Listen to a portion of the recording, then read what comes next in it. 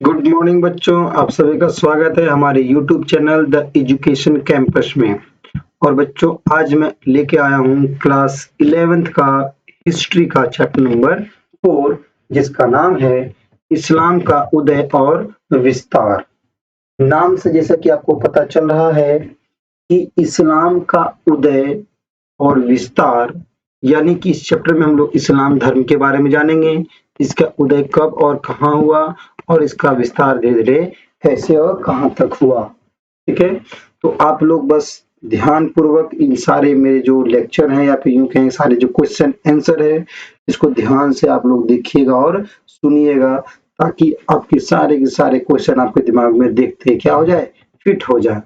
तो चलिए शुरुआत करते हैं प्रश्न नंबर 1 से, जिसमें लिखा है कि इस्लाम धर्म के संस्थापक कौन थे, है ना। इस्लाम धर्म के संस्थापक कौन थे? अबू बकर, अली, पैगंबर मोहम्मद साहब या फिर उमर? तो इसका सही जवाब होगा ऑप्शन ग, पैगंबर मोहम्मद साहब। प्रश्न नंबर 2 पे चलेंगे। पैगंबर मोहम्मद साहब का जन्म कब हुआ? 510 में, 570 में, 612 में या 625 में? तो पैगंबर मोहम्मद साहब का जन्म होता है 570 ईस्वी में। प्रश्न नंबर 3 क्या कहता है कि पैगंबर मोहम्मद साहब के पिता का क्या नाम था? ऑप्शन का कहता है अब्दुल्ला इब्न अब्दुल मुतलिब, या ख कहता है अब्दुल मुतालिब, ग कहता है कि हजरत अली, और घ में लिखा है इनमें से कोई नहीं। तो इसका सही जवाब होगा बच्चों ऑप्शन क, अब्दुल्ला इब्न अब्दुल मुतलिब। प्रश्न नंबर 4 पे चलेंगे बच्चों। प्रश्न नंबर 4 में लिखा है कि पैगंबर मोहम्मद साहब का जन्म किस स्थान पर हुआ? ऑप्शन दिया है क में मक्का, ख मदीना, ग में बगदाद और घ में दिया है दमिश्क। तो इसका सही जवाब होगा ऑप्शन क, मक्का। प्रश्न नंबर 5 में कहता है कि पैगंबर मोहम्मद साहब की माता का क्या नाम था? ऑप्शन में लिखा है क में फातिमा, ख में खदीजा और ग में आयशा और घ अमीना। सही जवाब होगा इसकी माता का नाम था ऑप्शन घ, अमीना। प्रश्न नंबर 6 में लिखेंगे, क्या लिखा है देखते हैं। पैगंबर मोहम्मद साहब की पत्नी का क्या नाम है? तो पत्नी का नाम है खदीजा, यानी इसका आंसर होगा ऑप्शन ख। प्रश्न नंबर 7 पे चलेंगे। 7 कहता है कि मक्का में काबा सहित कितने देवी देवताओं की पूजा होती थी? 240 देवी देवताओं की, 340, 440 या 540? तो सही जवाब होगा ऑप्शन ख, 340 देवी देवताओं की पूजा होती थी। कहां पर होती थी? मक्का में। प्रश्न नंबर 8 पे चलेंगे कि हजरत मोहम्मद साहब अरब कबीले की किस जाति से संबंधित थे? हून जाति, फिनिशियन जाति, बद्दू या फिर मंगोल? सही जवाब होगा बद्दू जाति से। प्रश्न नंबर 9 कहता है कि इस्लाम में हिज्र या हिजरत किस घटना को कहा जाता है? तो जाहिर सी बात है इसका सही जवाब होगा ऑप्शन ग, मोहम्मद साहब द्वारा मक्का से मदीना जाने को हिज्र या फिर हिजरत कहा जाता है। प्रश्न नंबर 10 कहता है कि अबू अरब का पहला खलीफा कौन बना? तो सही जवाब होगा पहला खलीफा बनते हैं अबू बकर। इस्लाम धर्म में जो पहला खलीफा बोला गया, ये पैगंबर मोहम्मद साहब के बाद जो उनके अनुयायी थे, जो उनके सबसे ज्यादा करीबी थे, वो खलीफा बनते हैं। यानी जो अब पहला खलीफा, अब पैगंबर साहब को मत मान लेना, वो संस्थापक थे और उनके द्वारा बनाए गए जो धर्म थे या जो नियम था, जो सिद्धांत था, उनको आगे ले जाने वाले को, यानी उनके प्रतिनिधि को खलीफा कहा गया। तो अरब का पहला खलीफा कौन हो गया? अबू बकर। प्रश्न नंबर 11 पे चलेंगे। 11 में क्या कहता है कि पैगंबर मोहम्मद के प्रतिनिधि को क्या कहा जाता है? तो इसका सही जवाब भी मैंने बता ही दिया था, खलीफा कहा जाता है। प्रश्न नंबर 12 कहता है कि अंतिम खलीफा कौन था? उमर, अली, उस्मान या अबू बकर? तो अंतिम खलीफा बनते हैं कौन? अली बनते हैं। अगले प्रश्न 13 में चलते हैं। 13 कहता है अरब कबीले की बद्दू जाति के लोगों ने किस साम्राज्य की स्थापना की? असीरियन, मंगोल, बेबीलोन या फिर अरब साम्राज्य? तो इसका सही जवाब होगा बच्चों ऑप्शन घ, अरब साम्राज्य की स्थापना करते हैं। प्रश्न नंबर 14 कहता है, प्रश्न नंबर 14 कहता है कि मोहम्मद साहब ने बल दिया, मोहम्मद साहब ने बल दिया, किस पर बल दिया? इक्केश्वरवाद पर, बहुदेववाद पर, पूंजी मूर्ति पूजा पर या फिर इनमें से कोई नहीं? तो मूर्ति पूजा पर तो कभी बल दिए नहीं, बल्कि इसका विरोध किए, बहुदेववाद पर भी विरोध किए, एक ईश्वरवाद, एक ईश्वर की उपासना करने के लिए कहा, केवल एक अल्लाह पर। तो सही जवाब क्या होगा इसका? ऑप्शन है ना, ऑप्शन केवल का होगा। 15वां प्रश्न क्या कहता है? 15वां प्रश्न कहता है कि मुस्लिम पंचांग प्रथम वर्ष माना जाता है। मुस्लिम पंचांग क्या है? वही मुस्लिम कैलेंडर है, यानी उसी दिन जारी होता है, वही पहला वर्ष होता है जिस दिन मोहम्मद साहब मक्का से मदीना पहुंचते हैं। ठीक है, और इसी दिन जब पहुंचते हैं 622 ईस्वी, इसका सही जवाब क्या होगा बच्चों? 622 ईस्वी। और इसी दिन मुस्लिम पंचांग यानी कि कह सकते हैं हिजरी संवत की क्या होती है? शुरुआत होती है। हिजरी संवत एक चंद्र संवत है जो सौर्य वर्ष से, यानी हम लोग का जो कैलेंडर है गैलोरियन कैलेंडर है ना, ग्रेगोरियन कैलेंडर जो है, ये जो ग्रेगोरियन कैलेंडर है ये पोप जो ग्रेगोरी है उनके द्वारा स्थापित किया गया था, और ये जो है सूर्य पर आधारित है, जबकि हिजरी संवत जो है वो चंद्र पर आधारित है। चंद्र वर्ष जो है वो सौर्य वर्ष से 11 दिन छोटा है। कितना? 11 दिन छोटा है। चलिए आगे चलते हैं प्रश्न नंबर 16 पर कि अब्बासी क्रांति कब हुई? 712, 750, 756 या 802 में। तो इसका सही जवाब होगा ऑप्शन ख 750 में। कब होता है? 750 में अब्बासी क्रांति। ठीक है, इसके बारे में आगे चल के बताऊंगा अब्बासी क्रांति क्या है। प्रश्न नंबर 17 में चलेंगे। पैगंबर साहब द्वारा मक्का से मदीना के लिए प्रस्थान करना क्या कहलाता है? सही जवाब हिज्र कहलाता है, ऑप्शन ग सही जवाब होगा। 18 नंबर प्रश्न कहता है उमैया या फिर उमैयद वंश की स्थापना किसने की? उस्मान, वालिद, मुआविया या उमर? इसका सही जवाब होगा ऑप्शन ग। देखिए मुआविया जो था ये चकाचौंध है ना, शान शौकत में जीने वाला व्यक्ति था।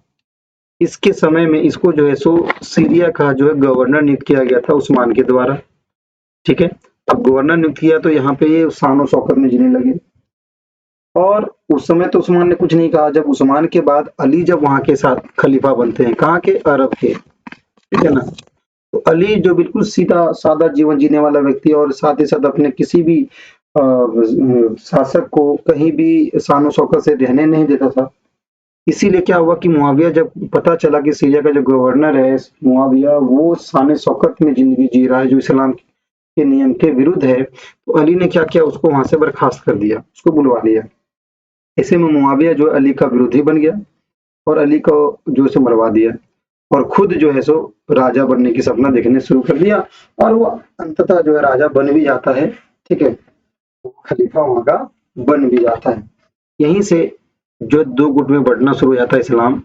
अली यानी कि पैगंबर मोहम्मद साहब के जो समर्थक थे, जो उसके अनुयायी थे है ना, उसके जो चहेते थे, उसका वर्ग जो है, या यूं कह लग सकते हैं कि पैगंबर साहब के जो वंशज हैं कह सकते हैं, या जो उसके सबसे ज्यादा पसंदीदा थे, उनके समर्थक जो लोग थे उनको शिया कहा गया, और जो उनके विरोधी बन गए वो सुन्नी कहलाया। तो कहीं ना कहीं मुआविया जो है वो सुन्नी वर्ग में आएगा। अगला प्रश्न में चलेंगे। प्रश्न नंबर 19 में 19 कहता है कि पैगंबर साहब की मृत्यु कब हुई? 629, 632, 640 या 645? सही जवाब होगा ऑप्शन ख 632 में। प्रश्न नंबर 20 क्या कहता है, जरा एक करके देखते हैं। प्रश्न नंबर 20 कहता है कि पैगंबर साहब ने स्वयं को अल्लाह का रसूल यानी संदेशवाहक कब कहा? तो सही जवाब होगा ऑप्शन घ 612 ईस्वी में पैगंबर साहब ने स्वयं को अल्लाह का रसूल कहा। प्रश्न नंबर 21 चलते हैं। मदीना में पैगंबर साहब के मददगार लोग क्या कहलाए? तो जब चूंकि विरोध हुआ था मक्का में, तो पैगंबर साहब मदीना चले गए। मदीना में जो उनकी मदद किए है ना, वो मददगार लोग क्या कहलाते हैं? अंसार कहलाते हैं। आज भी जो इस्लाम धर्म में अंसारी लोग हैं अपना बहुत गर्व करते हैं, वे मानते हैं हमारे पूर्वज ने पैगंबर साहब का क्या किए थे? मदद किए थे। ठीक है, प्रश्न नंबर 22 चलेंगे। उमैयद वंश का प्रथम खलीफा कौन था? तो मैंने पहले बताया था मुआविया जो है प्रथम खलीफा बन जाते हैं। कब बनते हैं ये भी मैं बताऊंगा अगले प्रश्न में। लिखा भी है कि मुआविया खलीफा कब बना। मुआविया खलीफा बनता है 661 ईस्वी में। ठीक है, 661 ईस्वी में उमैया वंश की स्थापना होती है, और उसी स्थापना के साथ मुआविया जो है उमैया वंश की स्थापना होती है, और मुआविया उसका पहला खलीफा बनता है 661 ईस्वी में। प्रश्न नंबर 24 में चलेंगे। इस्लाम काल में सोने के सिक्कों को क्या कहा जाता था? इस्लाम काल में सोने के सिक्के को दिनार कहा जाता था। अब थोड़ा कंफ्यूजन इस बात का कि इससे पहले हम क्या पढ़े, सोलिडस। सोलिडस कहा जाता था रोमन काल में, रोमन साम्राज्य के काल में सोने के सिक्के को सोलिडस कहा जाता था। जबकि बाद का जो समय आता है इस्लाम काल में जो है सो सोने के सिक्के को दिनार कहा गया। ठीक है, ये ध्यान रखिएगा। सोलिडस अगर है तो रोमन काल में, दिनार है तो इस्लाम काल में। अगला प्रश्न कहता है इस्लाम काल में चांदी के सिक्के को क्या कहते हैं? पहले सोने के सिक्के को तो दिनार कहते हैं, लेकिन चांदी के सिक्के को क्या कहते हैं? दिरहम। ध्यान रखिएगा, क्या कहते हैं? दिरहम। देखिए, रोमन काल में सोने के सिक्का सोलिडस और चांदी का सिक्का दिनारियस कहलाता है। कब? रोमन काल में। जबकि इस्लाम काल में सोने के सिक्के को दिनार और चांदी के सिक्के को क्या कहा जाता है? दिरहम। तो ये रिलेशन आप अच्छे से क्या कर लेंगे? ध्यान रख लेंगे, याद कर लेंगे। प्रश्न नंबर 26 पे चलेंगे। अरबों ने जेरूसलम को कब जीता था? तो अरबों ने जेरूसलम को जीता था 638 ईस्वी में। कब जीता था बच्चों? 38 ईस्वी में। अंतिम प्रश्न देखते हैं 27 नंबर का। कहता है कि जेरूसलम में स्थित डोम ऑफ रॉक नामक मस्जिद किसने बनवाई थी? अब्द अल मलिक ने, अब्दुल मलिक ने, मोहम्मद सुल्तान ने, या इनमें से कोई नहीं। तो इसका सही जवाब होगा ऑप्शन क, अब्द अल मलिक। ठीक है बच्चों, तो इस प्रकार जो है 27 नंबर क्वेश्चन जो है इस चैप्टर का मैंने क्या किया, आपको कंप्लीट करवा दिया। ये एक चीज और भी है कि इसमें क्वेश्चन छूटा हुआ है तो मैं बता ही दूं, हालांकि आप लोगों को पता ही होगा कि मोहम्मद साहब के जो पुत्री है, पुत्री का नाम मैंने क्या बताया था? फातिमा। ठीक है, और जो दामाद हैं, जो इसके सबसे प्रिय थे दामाद, एक ही तो ये प्रिय होगा ही होगा, दामाद वो कौन थे? अली थे। ठीक है ना, तो अली और फातिमा और अली के दो पुत्र थे, एक का नाम था हसन और दूसरे का नाम था क्या? हुसैन।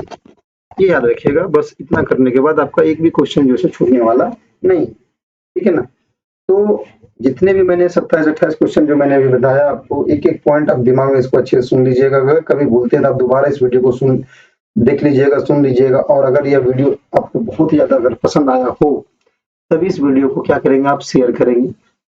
पसंद ना आया तो ना करें, लेकिन हाँ अगर आया हो तो तहे दिल से कह रहा हूँ भाई, अगर पसंद आया हो तो इस वीडियो को जो से अधिक लोगों तक भेजिए, शेयर कीजिए।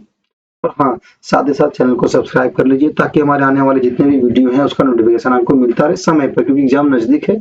ऐसा ना हो कि वीडियो अपलोड हो चुका है और आपको पता ही ना चले। इसलिए आप सब्सक्राइब कर लेंगे और बेल आइकन को जरूर दबा दें ताकि आप हमारा जो अपलोड किया हुआ वीडियो का नोटिफिकेशन आपको मिलता रहे और आप एग्जाम की तैयारी घर बैठे आराम से करते रहे और एक अच्छे नंबर से एग्जाम में क्या हो जाए? पास हो जाए। ठीक है, तो मिलते हैं नेक्स्ट क्लास में नेक्स्ट चैप्टर के साथ।